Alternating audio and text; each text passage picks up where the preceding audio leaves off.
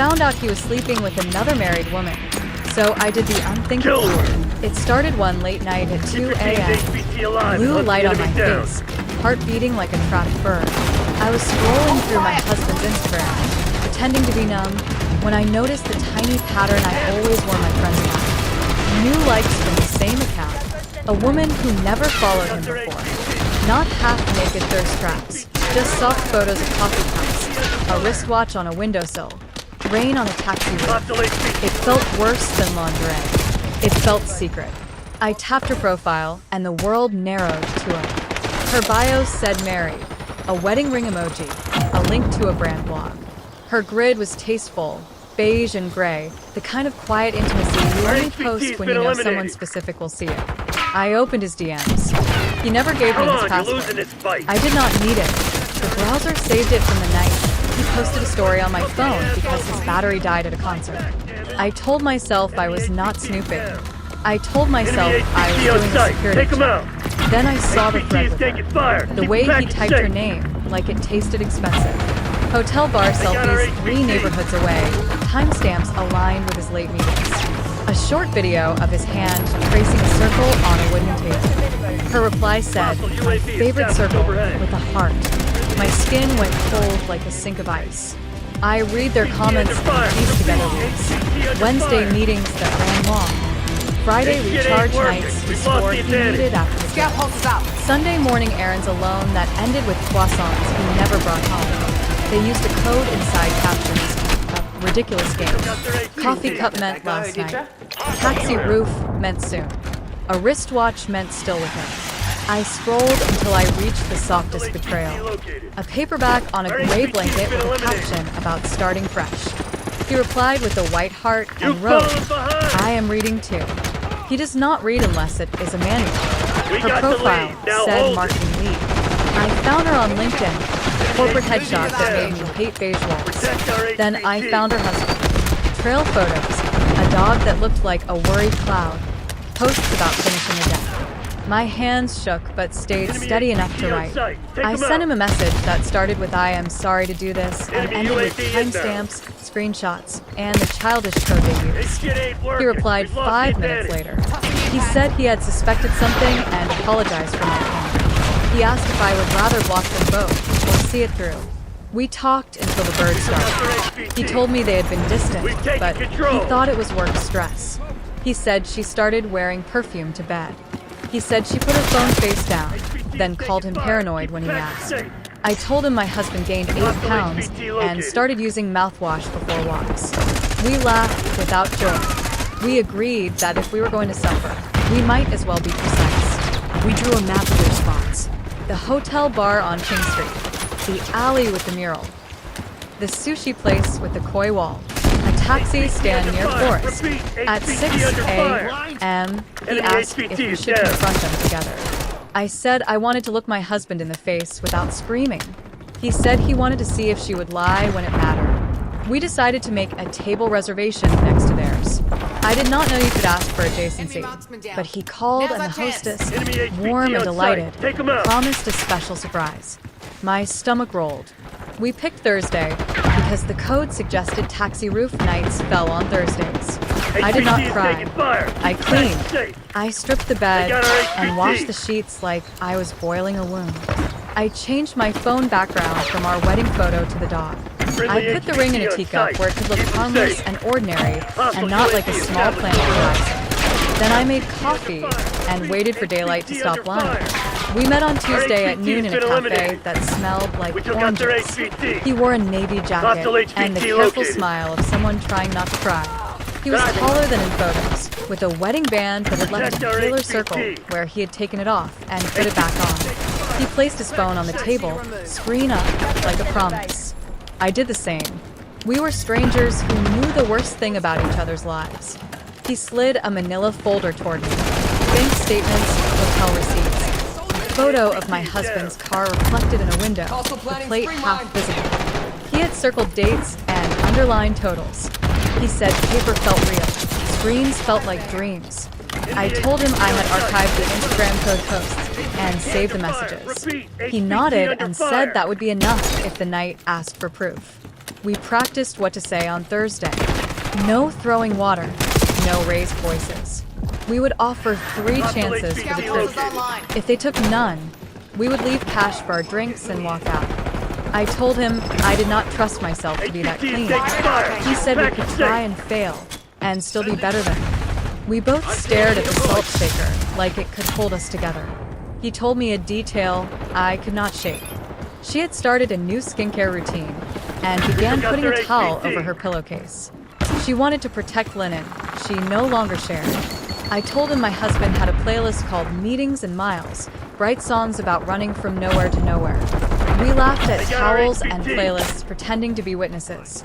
I called the restaurant after he left. The hostess remembered his voice and added a note to seat us beside a couple named under his wife's account.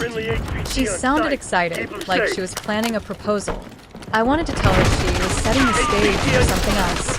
I asked about the layout. A banquette along the window. 2 tops set close, angled toward an alley mural. Low lighting, black napkins, a koi wall on the back bar. She said she loved a good story and would make it work.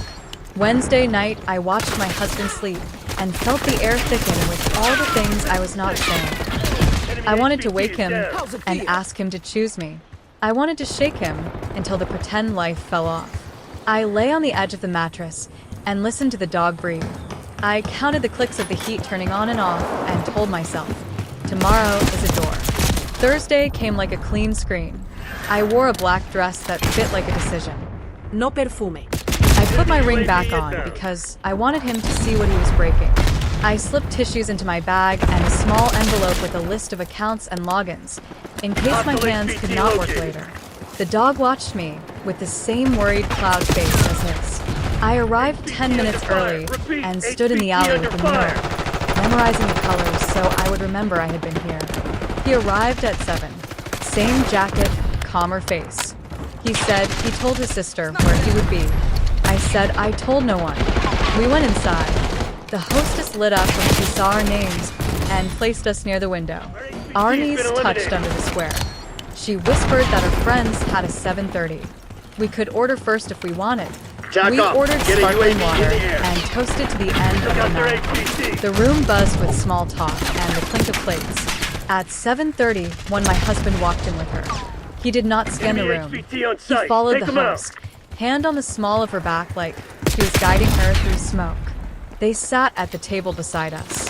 He put his phone face down. She smoothed a black towel napkin across her lap. He said something that made her laugh. The laugh I used to think belonged to me. The server arrived with water and a smile that did not know what it was about to witness. We pretended to read menus we had already memorized. My hands were steady until I saw my husband take her hand under the table. It was a casual touch, practiced and thoughtless. He asked if I was ready. I said yes. He stood first and said hello, like someone recognizing neighbors. She looked up, startled, then arranged her kindness. My husband's eyes went from him to me and back. He said, "Fancy seeing you." His voice was light. His shoulders were not. I said we were early for another table and asked if we could say a quick hello. She asked how we knew each other. He said he was her husband. I said I was his wife. The 4 words hung between us. First chance. He asked how their week had been. She said busy, late meetings. My husband nodded and said mine too. Second chance. I said I loved her Instagram aesthetic and asked about coffee cups and taxi ranks. She said little visual poems. My husband said she is creative, then told me I should post more. Third chance. He set a manila folder on their table and said we brought notes in case memory failed. She went pale. My husband said there was no need to be dramatic. I said this was the last chance. My husband tried the project story. He said the bar meetings were public, the likes were networking, the messages were friendly. She added that marriage is hard and reception can be cruel. Their sentences fitted like stones they had rehearsed. He opened the folder. Receipts, ride shares, a still of my husband's car reflected in a window. I slid my phone across with the grid, a coffee cup, the taxi route, his hand tracing a circle on wood. I said we were only telling the truth now. He stared at the papers, then at me. He said I went through his accounts. I said I went through my life. The other husband said he wanted to go home without a lie stuck in his teeth. The server arrived with bread and set it between the tables like a peace offering. My husband tried to order an old-fashioned and his voice cracked. She asked for water. The other husband ordered nothing. I said I would ask one question and then leave. I asked if they had been sleeping together for 3 months. I used the soft phrase on purpose. My husband looked at the back bar where the koi shimmered and said it started in July. She closed her eyes. The sound that left the other husband was not loud. It was final. He thanked us for the truth, put cash under his glass, and told her he would pack her things. He said he would email a list. He did not shout. He did not curse. He looked at me and said, "Take what you need." Then he walked into the alley and did not look back. My husband said my name like a suggestion. I sat down because my knees stopped belonging to me. He reached for my hand. I moved it away. I told him to pay the bill. I told him to meet me at home. He asked if I would listen. I said I would listen to one thing only, the truth, in full sentences, without blaming me, without using the word we to spread the stain. He nodded and said he would come home in an hour. I stood and left before I could ask why an hour, and then remembered I already knew. Outside, the mural looked brighter, like someone had washed it. I sent my sister a message that said I would be at her place later. Then I went home first. I needed 10 minutes alone in the house that had my name. I needed to see what he would bring with him and what he would forget. On the kitchen island, I left the folder and my phone, screen lit to the Instagram grid. I left the bedroom light on. I waited for the door. I beat him home by 15 minutes. The house looked staged, clean bowls, folded throw blanket, a citrus candle we never lit. I put on the kettle and set 2 mugs on the island beside the folder. The dog pressed his head to my leg like he does in storms. He came in at 8:20, moving like the air was thick. He saw the folder and the mugs and said he was sorry, the way people apologize for traffic. I told him to sit and speak in full sentences. He said it started in July, the week I flew to see my sister. He said it kept repeating because he liked feeling new. He said he hated himself after, then tried to say we. I raised my hand. He corrected to I. He said I did this. I asked if he used our money. He said he used his card and shifted funds from the joint account to cover gaps. I laughed once. I showed the highlighted charges, the holes in the budgeting app, the hotel drinks that hit our emergency savings. He cried into his hands and said, I was not supposed to find out like this. I said there is no good way. I told him I moved the remaining emergency fund into my name and paused the mortgage auto draft. I said I would stay with my sister while we called a counselor or a lawyer. He nodded like a student who missed the point. My phone buzzed. The other husband wrote that he had filed an ethics report because she used a vendor relationship to secure free event space for their events. Door logs and emails would keep the record. He attached a statement and said he was done being quiet. I showed the message. My husband stared like it was in a language he did not speak. I opened the hidden album. Family sharing had mirrored images for months. Even after he turned it off last week, the cloud kept the older ones.